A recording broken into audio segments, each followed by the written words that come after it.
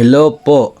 Tinapos ko na po yung DepEd Provident Loan ko po noong November 15. Makakapag-loan na po ba agad ako sa GSIS or need ko po hintayin ang December to loan sa GSIS? Nakasagad na po kasi ang sweldo ko. So 5,000 na lamang yung net take home pay pero fully paid mo na si Provident Loan mo November 15. Kaya sa payslip mo sa November ay nandun pa rin si Provident Loan kasi November 15 na yung binayaran mo siya.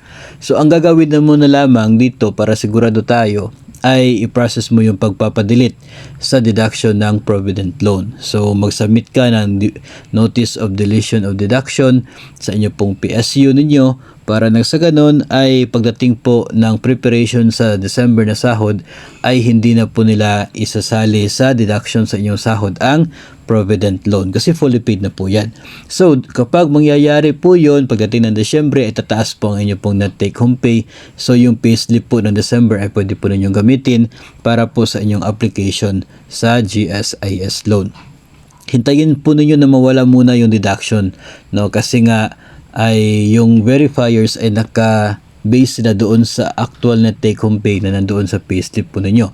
Maliban na lamang kung papayag po sila na ipipresent ninyo yung official receipt na mayroon nakasaad full payment at yung received ng PSU na deletion form. Kung papayag si verifier sa ganun, edi maganda. Pero kadalasan kasi ay nakabase nila sa kung magkano yung net take home pay na nakasaad sa inyong pong payslip.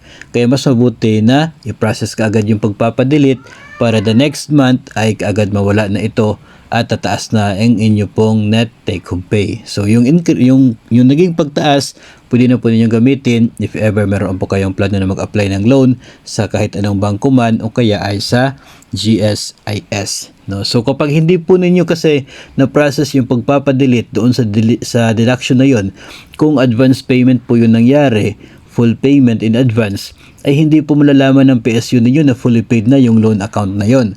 No, so paano po nila i-delete yon kung hindi nila alam na fully paid na? So kinakailangan mag-submit talaga ng Notice of Deletion or Deduction para aware sila na ito ay fully paid na and aprobado na ng lender na talagang for deletion na ito.